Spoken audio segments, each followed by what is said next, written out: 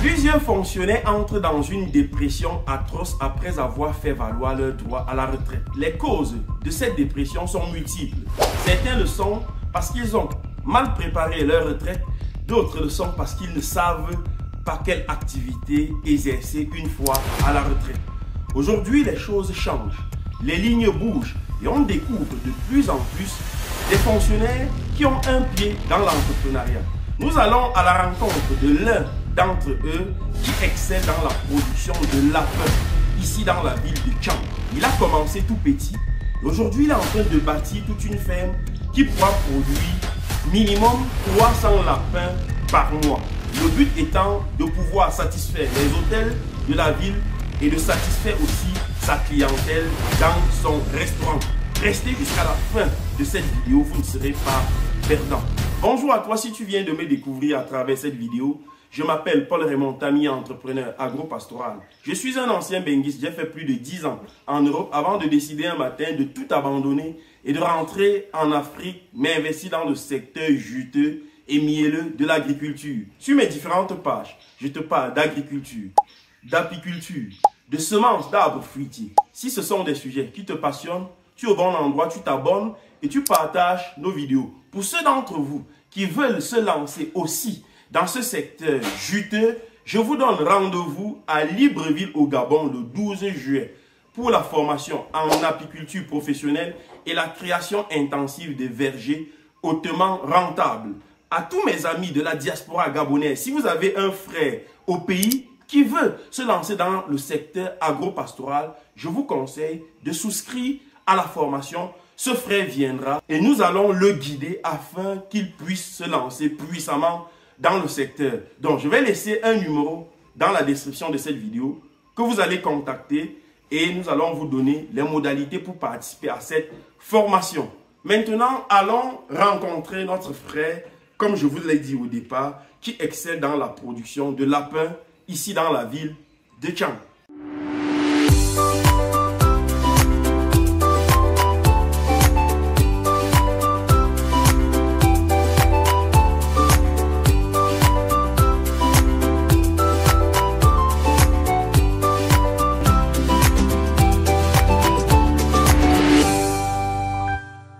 Bonjour Charles. Bonjour Tami. Ouais, comment tu vas? Ça va super bien. Je vais te laisser le soin de te présenter pour ceux et celles qui ne te connaissent pas. Merci Tami. Je suis, pour ceux qui ne me connaissent pas, le docteur Charles. Je suis diplômé d'université de Tchang, précisément. Voilà, j'ai obtenu un doctorat en histoire des relations internationales il y a quelques mois. Voilà, mais je suis surtout connu sous le nom de Mange Lapin. Mange Lapin en référence à la fameuse structure qui produit le lapin. Je suis peut-être l'un des rares, je le dirais ainsi, à encourager les Africains à investir dans le secteur lapin. Donc nous faisons dans la production et la commercialisation du lapin. Donc on a Mange Lapin Production qui fait dans la production du lapin. On a Mange Lapin Fast Food qui fait dans la restauration. On a Mange Lapin Training qui accompagne ceux des Africains qui veulent se lancer dans le secteur lapin. Mais à côté, on a également Mange Lapin Veto parce que j'ai mis sur pied un produit qui permet de lutter contre les diarrhées, les ballonnements de ventre chez les lapins, mais qui est également utilisé en élevage de poulet. Voilà. Le produit, c'est Manu Plus. Voilà. Il est commercialisé dans, je crois, c'est 14 pays. On le commercialise en Afrique. Il est également disponible en France. Il est disponible, pas pour le moment en Asie, mais déjà aussi en Amérique. Voilà. Voilà en gros un peu qui est Mange Lapin. Voilà. Donc il faut préciser que je suis aussi enseignant de formation. Voilà. Enseignant d'histoire. Enseignant d'histoire, géographie, ECL. Diplômé de l'école normale supérieure de Yaoundé. Donc à la base, je ne suis pas ingénieur. Voilà. Alors, nous sommes actuellement dans ta nouvelle ferme. Il faut le dire, tu en as deux, c'est bien ça, non? Oui. Là, c'est la nouvelle que tu es en train de créer. Pourquoi une deuxième ferme, Charles? Pourquoi une deuxième ferme? La première, c'était à titre expérimental. Oui. J'avais commencé le lapin en, je crois, c'était les années 2017-2017.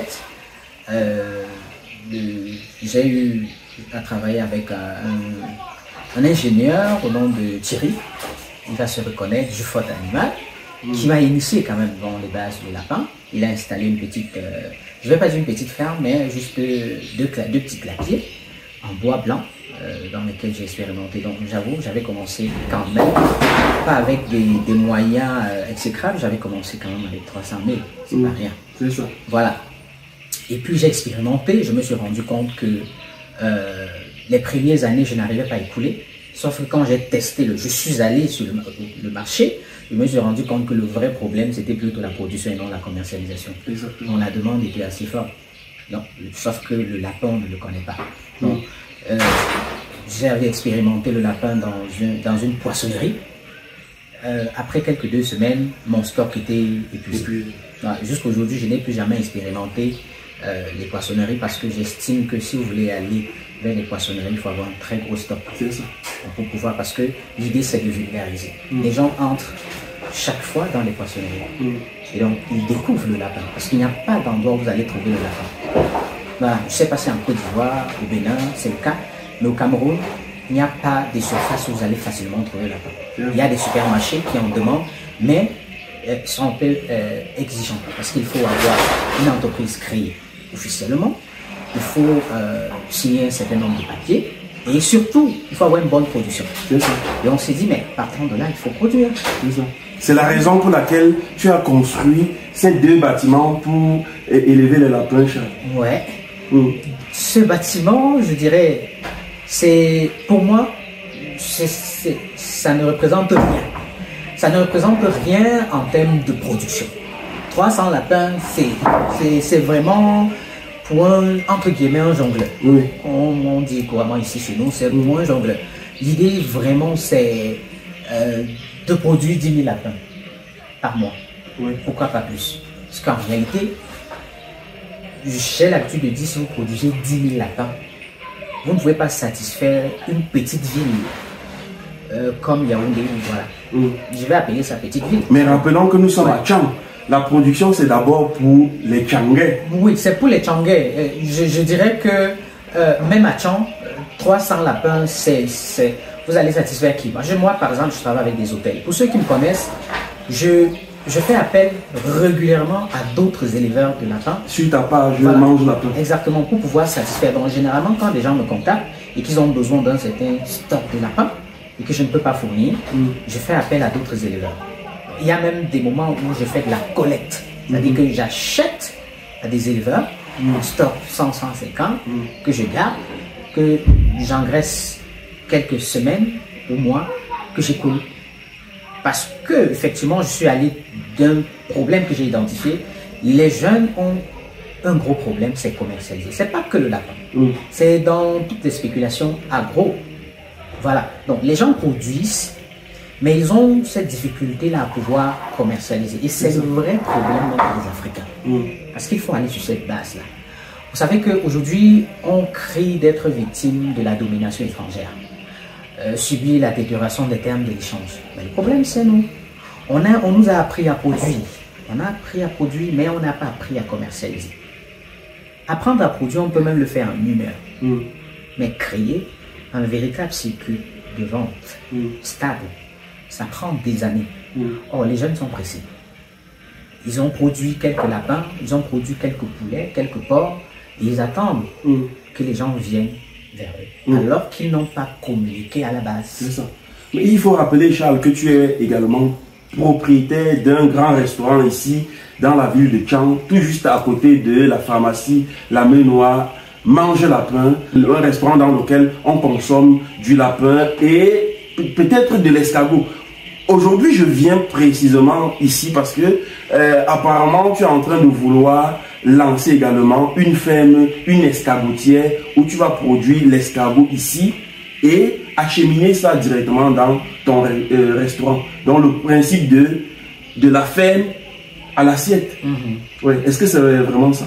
Oui, effectivement, nous sommes en train de travailler à pouvoir produire par nous-mêmes nos propres escargots qu'on va commercialiser, pas seulement pour notre restaurant, mais davantage pour tous les restaurants, les hôtels, et peut-être, pourquoi pas, les supérettes, parce qu'il faut rappeler qu'ici à Tchang, on n'a que des supérettes. Voilà. Les supermarchés, c'est dans les grandes villes comme Yaoundé, Douala. Et l'idée, ce n'est pas de s'arrêter à Tchang, c'est de pouvoir conquérir le marché. Produit de l'escargot, mais surtout produit de la bave. Parce que c'est l'un des challenges. La bave qui est utilisée très recherchée par des entreprises cosmétiques. Qu'on n'en trouve pas. Parce que les Occidentaux, eux, ils produisent la bave, mais ils n'ont pas la possibilité d'avoir assez de bave d'escargot que nous, les Africains. Pourquoi? Parce qu'on a ce qu'on appelle, on produit en Afrique ce qu'on appelle les escargots géants. En Occident, par contre, ils n'ont que des petits escargots. Ils ont des escargots, par exemple, qu'ils appellent les gros gris. Quand ils appellent les gros gris, c'est des escargots qui font dans les max 200 grammes par là. Nous avons des escargots qui vont à 400, 500 grammes, parfois plus, et qui produisent donc plus de bave. Par exemple, l'espèce que je vous ai présentée tout à l'heure, ou alors que je vais vous présenter, la Chatina fulica, c'est une espèce qui est beaucoup plus recherchée pour sa production de la bave. Donc c'est l'un des secteurs ou l'une des niches dans lesquelles je voudrais effectivement davantage m'appesantir. Pouvoir produire de la bave et commercialiser auprès des entreprises cosmétiques. Tu es fonctionnaire quand même, rappelons-le. D'où te vient le temps? Est-ce que tu as assez de temps pour te consacrer dans le secteur agro-pastoral? Puisque je le dis, tu es fonctionnaire, tu es censé être actuellement dans les, dans les salles de classe en train de dispenser le cours d'histoire. D'où te vient le temps pour gérer à la fois l'enseignement et le secteur agro-pastoral? C'est une question d'organisation. Tout petit, j'ai été toujours considéré comme quelqu'un de pas très organisé. Et c'est une discipline que j'essaie de mettre en pratique, pouvoir davantage m'organiser à faire les choses. Et je crois que je suis dans un processus de pouvoir réussir ce challenge-là. M'organiser, et pendant que je gère l'école, je gère également mes activités au quotidien. C'est juste une question d'organisation. Voilà. C'est vrai que je travaille. Je ne suis pas à pied d'œuvre seul. J'ai toute une équipe avec qui je travaille. J'ai une équipe qui m'aide en ligne, déjà, à mieux communiquer. J'ai une équipe, j'ai des employés à la ferme que je paye, voilà, qui travaillent. Et donc, je suis comme coordonnateur, mais davantage impliqué parce qu'il faudrait aussi davantage produire des contenus d'une certaine valeur pour pouvoir mieux toucher la cible au-delà des frontières. Voilà. Mais Charles, d'où te vient l'argent pour construire deux grands bâtiments comme ceux-ci? On connaît le salaire d'un fonctionnaire ici au Cameroun. Oui.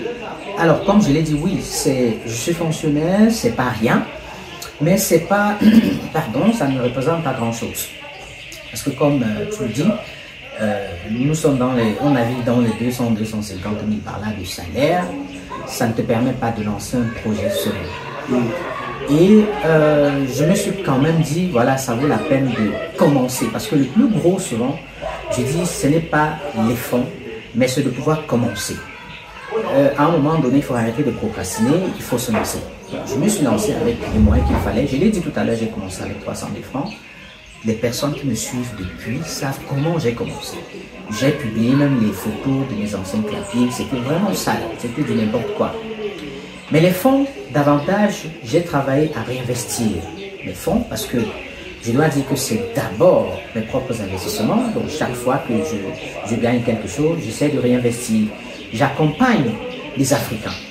C'est pas une source de financement à négliger. J'accompagne les gens et ça me permet aussi de mobiliser plus de fonds pour pouvoir développer davantage de choses et dire à ceux qui sont au Cameroun, en Afrique, dans le monde entier, qu'on a des opportunités, qu'on peut commencer petit et faire ses pas. Mon petit salaire, ça me permet également de compléter, de faire quelque chose, mais surtout, l'une des grosses sources de financement que les gens négligent souvent, c'est le Love Money. Le Love Money, c'est cet accompagnement qui vient des amis ou des membres de la famille. J'ai des amis qui m'ont souvent, quand ils ont vu ce que je faisais, ils ont dit, gars, on peut t'aider à faire quelque chose. Voilà. J'ai ma famille qui est la plus proche, qui, chaque fois que j'échoue, parce qu'il faut rappeler que j'ai beaucoup échoué. J'ai commencé en autodidacte, même si après je suis allé me faire former auprès de NGV et davantage auprès d'autres éleveurs. J'ai commencé avec très petits moyens. Et au fur et à mesure que je perdais, je crois 2020, je perds pratiquement 3,5 millions d'investissements qui vont à l'eau. La maman, elle pleure même plus que moi, mais elle me reconforte et elle me dit, bon, peut-être ce sont des clapiers en bambou qui font problème. Ok, je vais t'aider. Et je me rappelle encore, elle avait vendu un terrain. Une partie d'un terrain, je me rappelle bien. Et elle m'a dit, voilà, 800 000. Fais des clapiers. Demain, il ne faut pas que tu abandonnes l'activité, tu dis que c'est parce que ta famille ne va pas soutenir. Elle m'a donné un 800 000. Et là, c'est parce qu'elle a vu que j'étais très engagé. Elle n'y a jamais cru. C'est aujourd'hui que ma maman croit. Mais elle n'y a jamais cru. Et quand elle a vu que j'ai perdu, elle m'a donné 800 000. Elle a dit, vas-y. J'ai j'ai fait fabriquer les cages en bois. Et après, je suis passé aux cages importées de Chine. Et là, l'une des grosses catastrophes. J'ai eu une attaque de la VHD. C'est vrai, au départ, moi, je n'y croyais pas parce que je me disais comment j'ai réussi à ne pas être touché. Mais j'ai eu une attaque d'une peste de lapin qui m'a lessivé plus de 6 millions. Voilà. Et je me suis dit non, chaque fois que j'allais à la ferme, je me rappelais de quelque chose, je crois que c'était on était en 2022-2023, je me rappelle d'une expression du docteur Claudel Ibissi qui disait on ne pleure pas. Donc chaque fois que j'arrivais à la ferme et que je ramassais 50, 100 sujets, je disais Charles, on ne pleure pas, tu vas te remettre. Et puis, après ça, je me suis dit ok, peut-être qu'il faudrait qu'on mette plus de fonds. Ce que j'avais, j'ai réinvesti, j'ai acheté d'autres sujets. Et chaque fois que je suis coincé, comme je l'ai dit, et qu'il y a un petit truc qui manque, je dis maman, est-ce que tu peux m'aider même 1 million, 2 millions? Elle me dit non, je ne peux pas. Mais après, elle va toujours voir comment je me bats et elle sent que l'enfant a envie de réussir. Et elle va se battre, aller dans ces petites réunions. Alors je profite pour tirer un coup de chapeau à ma maman. Voilà, elle va se battre pour dire Charles, voilà ce que j'ai pu avoir. Et là, voilà comment, au fur et à mesure, on a pu construire notre propre projet jusqu'à ce jour, où on a mobilisé un peu plus de fonds. Voilà, je dis bien, je n'ai pas levé de fonds. Parce que toutes les personnes qui viennent ici, et d'ailleurs, si vous regardez les poutres, vous allez vous rendre compte que c'est prévu pour 1+1. Exactement. Voilà, donc l'idée plus tard, c'est de pouvoir lever encore les deux bâtiments. C'est ça. Voilà, un bâtiment ici, un bâtiment de l'autre côté, pour exploiter avec parcimonie l'espace que j'ai à ma disposition. Voilà. Et donc, aujourd'hui, on est en train d'atteindre, de réussir un challenge, c'est d'avoir une ferme un peu moderne qui respecte certains normes. Chaque fois que j'arrive ici, je regarde et je dis, Charles, tu peux. Ouais, tu as parlé tout à l'heure de la peste qui est venue dévaster complètement la ferme à un certain moment donné.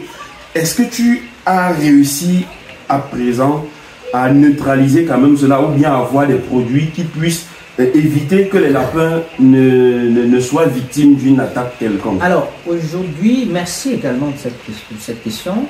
Aujourd'hui, ça fait, depuis que j'ai été touché par la peste, frappé par la peste autant pour moi, je crois que c'était en 2022-2023, tout de ce genre, je m'en souviens plus trop. Jusqu'à ce jour, je n'ai jamais utilisé un vaccin. Je le dis toujours dans mes vidéos, je n'ai jamais utilisé un vaccin. Par contre, j'encourage les gens, si ils peuvent acheter des vaccins, il y a des vaccins contre cette peste-là, qui sont sur le marché. C'est vrai, il y a des variantes de VHD, qui nécessite qu'on fasse 2 vaccins par an. Voilà. Donc j'ai fait un peu de petites recherches là-dessus. Je côtoie des éleveurs qui en utilisent. Mais moi, j'ai mis un accent sur une prophylaxie un peu plus méticuleuse. Voilà. J'utilise l'un de mes produits que j'ai, comme je vous ai parlé tout à l'heure, j'ai mis sur pied un produit que j'ai expérimenté pendant plus d'1 an. Et j'ai fait expérimenter par d'autres personnes qui ont constaté que ça marchait parfaitement. C'est à base de plantes. Et le nom du produit? Le nom du produit, c'est le Manu Plus. Manu Plus. Voilà, il est commercialisé en 100 grammes, puis en 500 grammes et en 1 kg. tout en sachant que le produit n'est pas exclusivement pour les lapins. Voilà, D'autres animaux peuvent... D'autres animaux, mais surtout la volaille. Okay. Donc la volaille, les poules, les canards, les oies, les dindes, etc. Voilà. Et le retour que tu as de ces produits-là? Non, c'est parfait. Oui. Je dis, il n'y a pas quelqu'un qui me contacte et qui me dit ton produit n'a pas marché. C'est ça. Voilà. Ceux qui me contactent, et moi je dis toujours, vous êtes libre. Quand vous expérimentez, faites-moi un retour. Que ça marche ou pas, faites-moi un retour. Et c'est pourquoi effectivement le produit, il est vendu. Il est même beaucoup plus vendu au Burkina Faso. Il est très vendu en Côte d'Ivoire. Il est vendu au Bénin, peut-être moins par rapport à d'autres pays. Il est vendu au Gabon, il est vendu en Guinée, etc. Il a dans plusieurs pays. Il est vendu au Cameroun. Presque 10%, 15% d'éleveurs utilisent. Peut-être ceux qui n'utilisent pas, c'est ceux qui ne connaissent pas encore le produit. Mais ceux qui connaissent le produit, ça ne manque pas dans leur ferme. J'estime que c'est un produit nécessaire qu'il faut toujours avoir à la ferme. Donc avec ça et associé à quelques produits vétérinaires que j'utilise, jusqu'aujourd'hui je n'ai pas eu une attaque. Les gens quand ils arrivent dans ma ferme, ils disent ah Charles, peut-être que tu as un secret que tu nous caches. Je dis non, voilà les produits que j'utilise dans ma ferme. Je le dis tous les jours sur Internet. Essayez et donnez-moi des retours. Voilà. Mais Charles, avec ta percée quand même dans le monde de l'entrepreneuriat, est-ce que demain tu ne vas pas claquer complètement à la porte de l'enseignement? Si.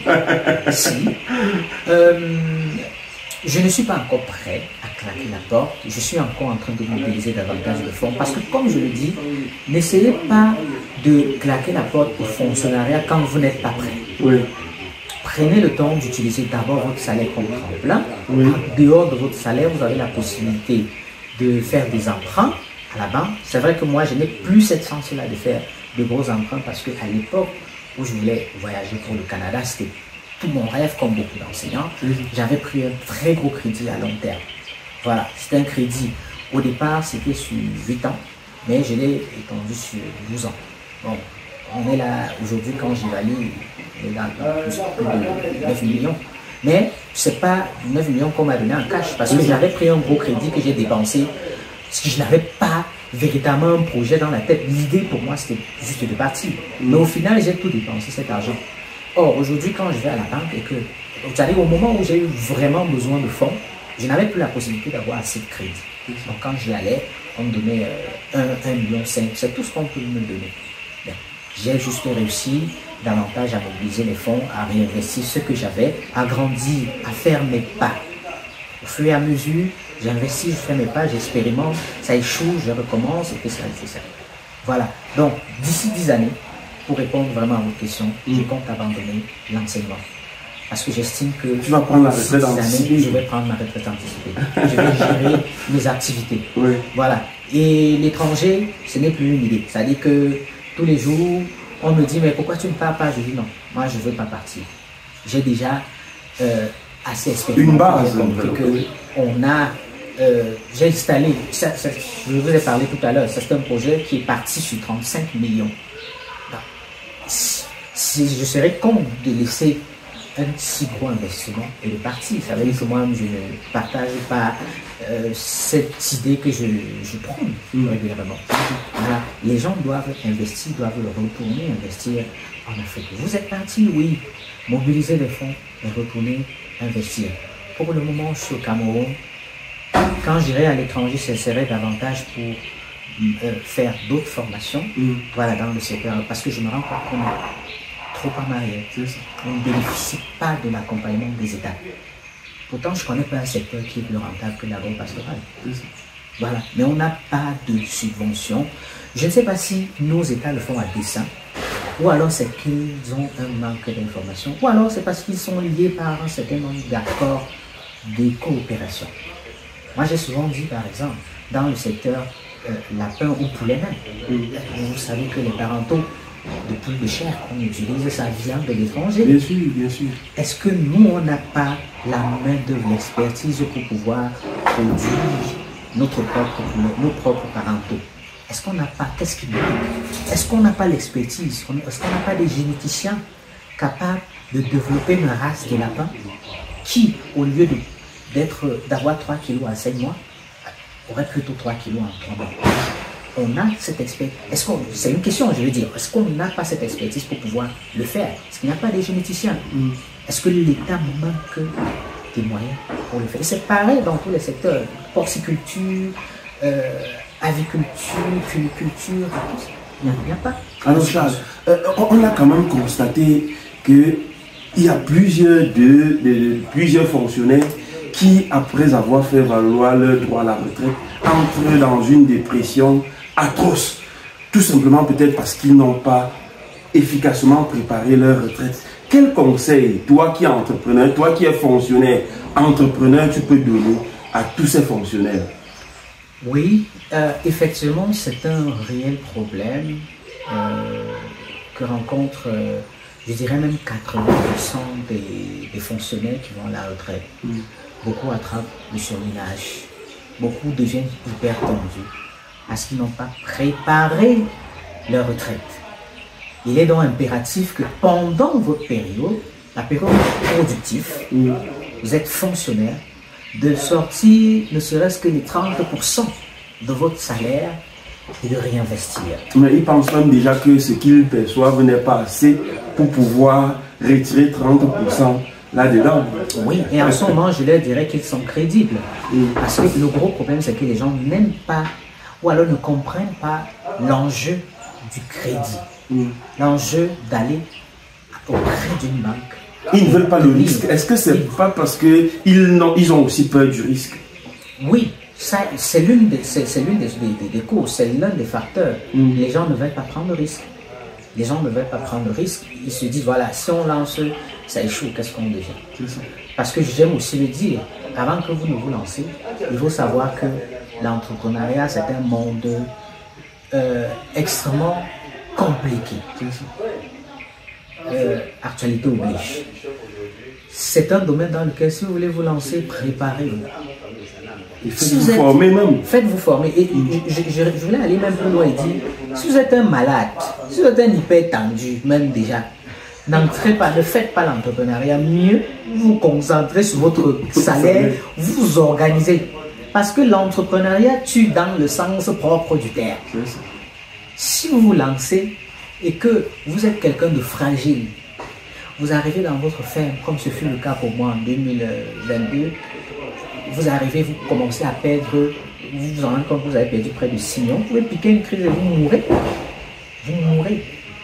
Donc il faut se préparer déjà psychologiquement, il faut d'abord se demander si on est en santé, santé physique. Et puis se dire que si c'est déjà le cas, prenez le risque. Ça vaut la peine de prendre le risque. Ne vous dites pas, non, je vais échouer, prenez le risque. Lancez-vous. Commencez avec quelques centaines de milliers. Échouez, relevez-vous. Échouez, relevez-vous. Vous allez préparer votre retraite. Un jour, vous allez vous rendre compte que vous maîtrisez déjà. Mais tu as dit quelque chose de très important, faites-vous former. Faites-vous accompagner par des gens qui font leurs preuves. Contactez des personnes qui ont déjà échoué et qui ont compris pourquoi ils ont échoué. Et ils partagent effectivement leur quotidien avec les Africains. Faites-vous accompagner, mais surtout, lancez-vous pour préparer votre retraite. Voilà. Alors Charles, est-ce que tu nous garantis que dans les mois à venir, on ne va plus manquer de lapin, à manger lapin? On va en manquer. Ça, on va en manquer. Ah bon? On va en manquer, pourquoi? Parce que, comme je l'ai dit tout à l'heure, je suis en train de m'engager à pouvoir produire 100, 300 sujets. Mais en fait, pour moi, je dis, ça ne représente même pas les 5% de la demande dans la ville de Tchad. C'est ça. Si vous maîtrisez les canaux de distribution. Je vais prendre l'exemple basique. Vous allez vers des poissonneries, comme je l'ai dit tout à l'heure. Pour satisfaire la demande de poissonnerie, c'est-à-dire mettre des lapins, déjà il faut aller vers des vétérinaires qui donnent des certificats. Et vous allez vers des poissonneries, il faut avoir une grosse production. C'est ça. Parce que les tenants de la poissonnerie ne voudraient pas traiter avec des petits producteurs qui vont satisfaire aujourd'hui et demain ils disent qu'ils n'en ont plus. Voilà, et ça c'est l'expérience que j'ai vécue. Moi je l'ai dit, je partage toujours ce que j'ai expérimenté. Moi quand j'ai commencé à aller vers les poissonneries, j'avais expérimenté, j'avais une 50aine de sujets et dans ma tête c'était que j'avais trop de lapins. Donc je suis allé voir un grand frère à Tchang, vous pouvez vous renseigner, c'est la poissonnerie Prestige, à côté du marché, à côté de la poissonnerie de la boucherie. Je lui ai dit, grand frère, je viens de la part d'un ami qui s'appelle Gaius Tafak, est-ce que vous pouvez m'aider à écouler mes sujets? Il dit, mais comment t'aider? Je dis, non, je vais nettoyer, je viens vous me donner un box, je laisse chaud. Il dit, mais il n'y a pas de souci. Je dis, ok, moi je peux vous verser même 5%. Il dit, non, je ne demande pas les commissions. L'étoile, les lapins viennent exposer chez moi. Je suis venu avec 10 sujets. Un jour, 2 jours après, je viens, il n'a rien vendu. Et les gens venaient, ils découvraient. Parce qu'ils n'ont pas prévu acheter. Voilà. Et après une semaine, je reviens, il me dit, le stock est fini. Je m'en vais, je nettoie 20. Et en moins de 2 semaines et demie, les 50 sujets étaient finis. Et quand il m'a appelé, ça me fait rire toujours. Donc quand il m'a appelé pour me dire, mais depuis on demande les lapins, on n'en trouve plus. Où tu es où? J'ai dit au monsieur que j'étais au Gabon. Que j'avais voyagé, j'étais allé continuer mes études au Gabon. Voilà, en fait, juste parce que je n'avais plus la possibilité de satisfaire. J'avais même lancé un appel aux gens. Est-ce qu'il y a des gens qui peuvent fournir, quand tu contactes celui-ci, il te dit que j'ai 10 sujets. Tu contactes celui-là, il te dit que j'ai 3 sujets, j'ai 2 sujets. Donc généralement, c'est comme ça. Donc vous allez appeler quelqu'un, si vous fournissez même 50 lapins, il faudra attendre pratiquement 3 mois pour qu'il y ait encore 50 lapins. Donc, 300 lapins, comme je dis, si j'attaque toutes les niches, si je vais vers les poissonneries, j'ai mon propre mange lapin. C'est vrai que je suis en train de migrer, je suis en train de quitter de là pour pouvoir trouver une structure, je vais dire trouver un emplacement un peu plus propre, plus grand, où je vais commercialiser tout, la bière, les vins et les viandes, un restaurant vraiment moderne. Donc je suis en train de quitter de là.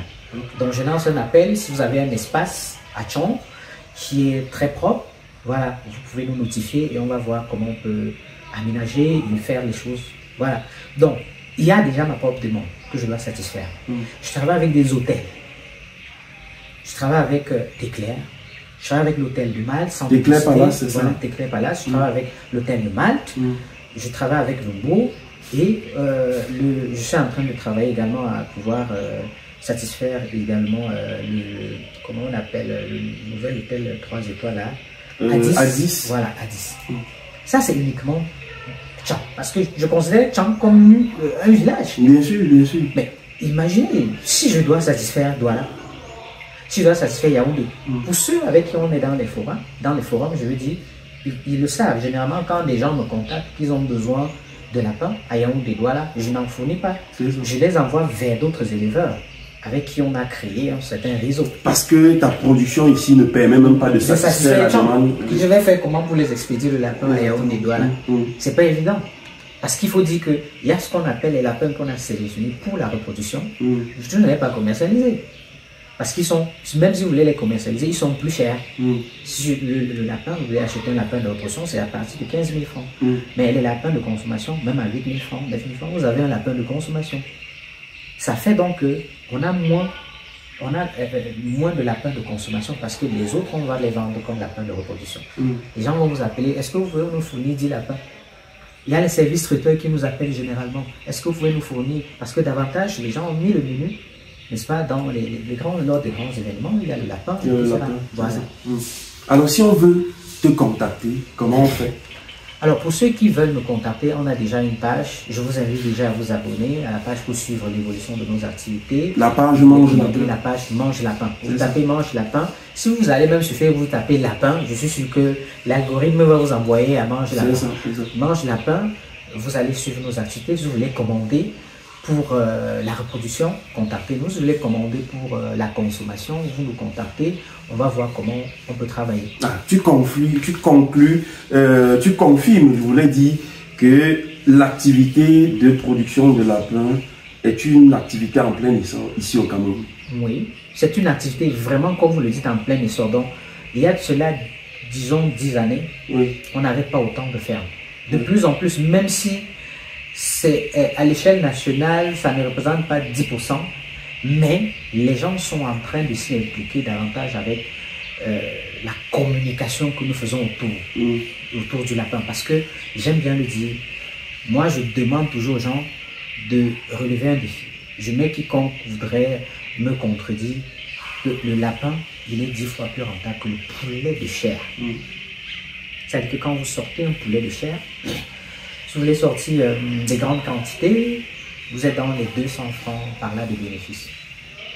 Par contre, quand vous allez au marché, c'est-à-dire que si vous êtes producteur, distributeur, ce n'est pas la même chose. C'est ça. Parce que si vous voulez produire et commercialiser directement auprès des revendeurs, vous allez gagner autour de 200 francs sur un poulet. Par contre, les distributeurs vont gagner dans les 500 francs, parfois 1000 francs. Là, c'est le principe, c'est normal. Le lapin, on gagne en moyenne 4000 à 5000 francs. Mais en réalité, on gagne autant parce qu'on n'en produit pas. Parce qu'il n'y a pas la production. Parce que si on produisait davantage, on vendrait moins cher. Si on va dans une production à l'économie d'échelle, c'est-à-dire la production en grande quantité, et que vous lancez par exemple une ferme, je prends un exemple, qui produit 15 000 lapins, qui a une capacité de production de 15 000 lapins tous les mois. Même si vous vendez votre lapin au prix du poulet, vous gagnez minimum 1000 francs à 1500 par lapin. Parce que quand vous produisez en quantité, vous réduisez considérablement les coûts de production. Donc, logiquement, vous pouvez produire un lapin à 2000, 2500 francs, que vous allez vendre à 4000 francs. Et vous savez que quand plus vous produisez, vous avez envie de vite écouler. Au marché, je ne connais pas quelqu'un qui serait capable d'acheter, sauf si c'est vraiment une envie, un poulet qui est vendu à 4500 et un lapin qui est vendu à 4500. Parce qu'on a tellement mystifié le lapin que tout le monde voudrait en consommer, mais on n'en trouve pas. C'est difficile si vous voulez avoir le lapin à manger, il faut avoir le réseau. Quand je dis le réseau, chez nous, comment on dit, ça dit que maîtriser celui qui produit, c'est ça. Parce qu'il n'y a pas un an où vous allez au marché voir le lapin. Non, ça n'existe pas. Ça n'existe pas. Donc, il faut avoir le réseau, la chance que quelqu'un vous dise, ok, j'ai le numéro de quelqu'un qui peut vous en fournir.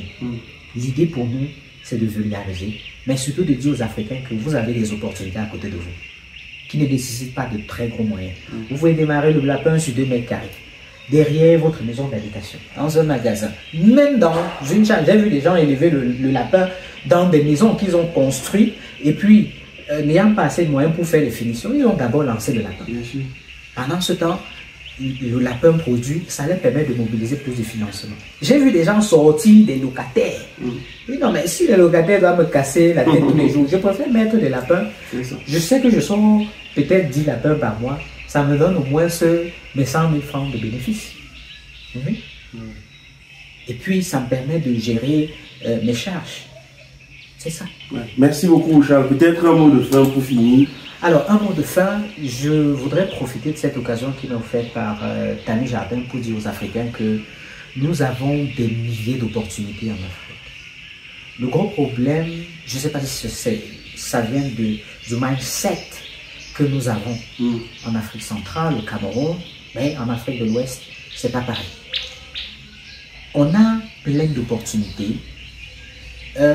Malgré le fait qu'on n'ait pas assez de moyens, de capitaux pour pouvoir se lancer, il y a des petites activités. Et c'est pourquoi moi, personnellement, j'ai souhaité commencer par ces petites activités pour encourager ceux des Africains qui disent qu'ils n'ont pas les moyens à commencer aussi par là. J'ai cité le lapin, j'ai cité le poulet local, j'ai cité les escargots que nous avons lancés. Que vous pouvez démarrer avec de très petits moyens, faire vos pas et exploser comme nous sommes en train de le faire aujourd'hui. Oui, humilité coffre 0. Oui, aujourd'hui je suis fier de dire on a explosé parce que quand je regarde la taille de l'investissement que j'ai mis sur pied, je dis Charles, bravo, bravo à toi.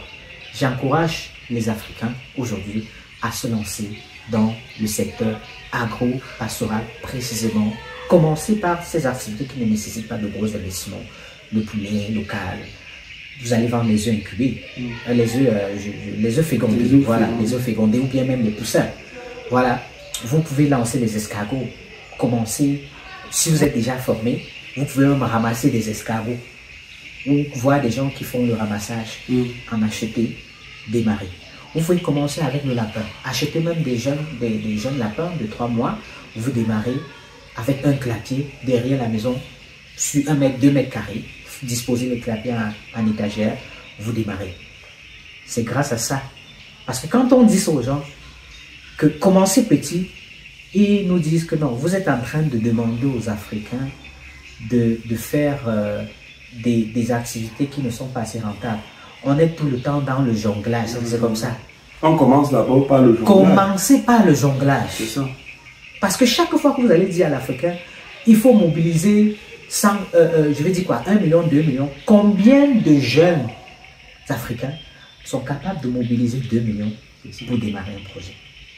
Pourtant, tout le monde, presque, peut mobiliser 50, 100, 150 000 pour démarrer un petit secteur. Maîtriser les bases. Et je le dis même si vous êtes milliardaire et que vous voulez investir dans le lapin, dans l'escargot, faites un projet pilote. Démarrez avec quelques centaines de mille. Testez le business model. Si ça ne va pas, vous pouvez laisser, vous êtes libre, mais vous n'avez pas perdu grand-chose. Par contre, si vous prenez le risque de mettre le milliard dans un secteur que vous ignorez encore, parce que vous avez vu comment d'autres ont percé, vous ne savez pas ce qu'ils ont traversé pour en arriver là. Commencez petit, même si vous avez des milliards, jetez quelques centaines de mille, testez le business model, maîtrisez l'amont et l'aval, c'est-à-dire la production et la distribution, puis mettez le milliard. Moi, je dis toujours, le jour où j'ai le milliard, je vais mettre dans le lapin. C'est ça. Voilà. Merci beaucoup, Charles. Merci, Tammy, merci d'être passé. Voilà. Et surtout, merci pour le travail que tu as fait au quotidien. Merci. On fait comme toi. Ouais.